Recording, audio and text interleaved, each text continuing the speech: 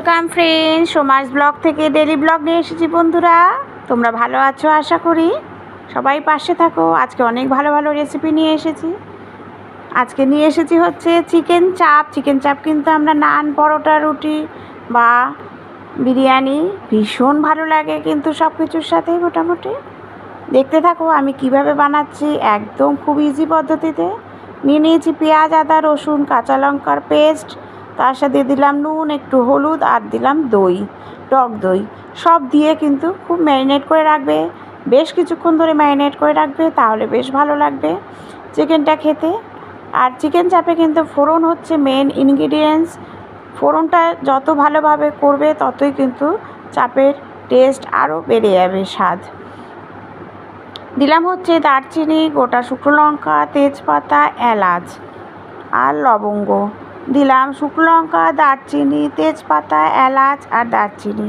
ফোড়নটা আমি বেশ কিছুক্ষণ ধরে কিন্তু আমি বেশ তাতিয়ে নিয়েছি। বেশ যখন ভালো স্মেল বেরিয়ে আসবে তখন কিন্তু আমি চিকেনটা ম্যারিনেট করে রেখেছি সেটা দিয়ে দেব।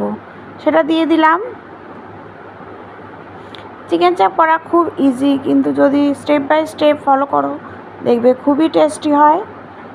এইভাবেই কিন্তু ঢেকে রেখে দেবো, যাতে এখান থেকে আর নাড়াবো না। আমি এখন জলও দেবো না, যেই ম্যারিনেট করে রেখেছি ওইটাই এইভাবে বসিয়ে রাখবো। দিয়ে দিলাম একটু চিনি আর দেবো হচ্ছে শুকনো লঙ্কার গুঁড়ো। সব দিয়ে কিন্তু আমি একটু স্লাইড সব মিশিয়ে দেব, একটু হালকা করে নাড়াচাড়া করে। দিয়ে দিলাম গোলমরিচের গুঁড়ো।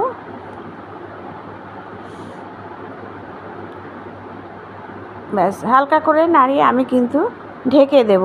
ঢেকে দেওয়ার ফলে কী হবে, এক পিঠ বেশ ভালো করে কিন্তু বয়েল হয়ে যাবে। তারপরে আমি ঢাকনাটা সরিয়ে এপিঠ ওপিঠ করে সব নাড়িয়ে দিচ্ছি। ভালো করে মিশিয়ে দেব সব কিছু মশলা। তারপরে দিয়ে দেব যেই বাটিতে আমি ম্যারিনেট করে রেখেছিলাম, দেখো পরিমাণ মতো জল দেবে।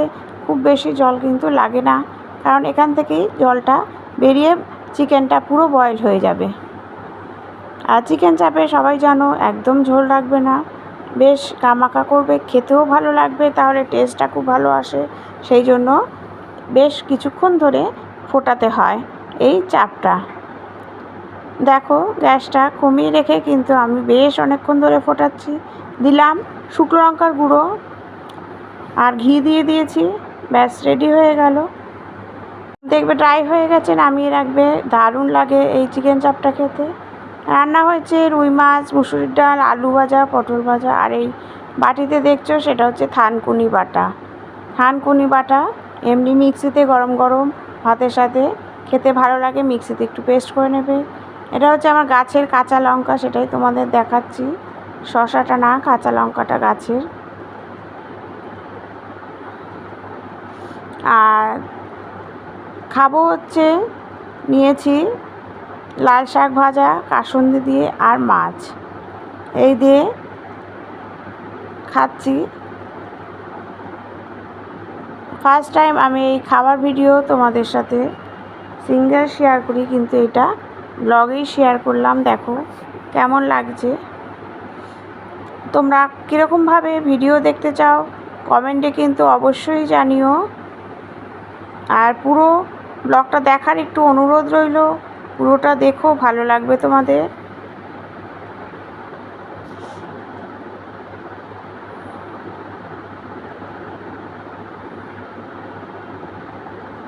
এরপরে করব সজনে ডাঁটার তরকারি। দেখতে থাকো রেসিপিটা। এসেছি সজনে ডাঁটার তরকারি। সজনে ডাঁটার তরকারি একদম মশলা ছাড়া রান্না করলে কিন্তু খেতে বেশ ভালো লাগে। আর কিন্তু সজনে ডাঁটা খাওয়া ভীষণ ভালো শরীরের জন্য। বিভিন্ন ধরনের সবজি দিয়ে করেছি। দিলাম 5 ফোড়ন। আর সবজি নিয়েছি কুমড়ো, বেগুন, আলু আর সজনে ডাঁটা। সব দিয়ে ডুমো ডুমো করে দেখো সব সবজি কেটেছি।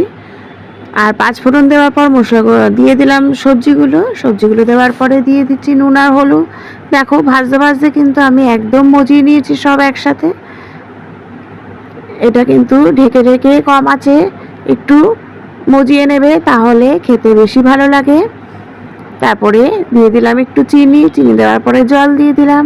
ব্যাস একটু কাঁচা লঙ্কা আর একটু আদা, আর কিছুই লাগে না। খুবই সিম্পল, কিন্তু খেতে কিন্তু অসাধারণ লাগে এইভাবে তরকারিটা রান্না করলে। একবার এইভাবে করে দেখো, খুবই হেলদি আর স্বাস্থ্যের জন্য ভীষণ ভালো। Thank you.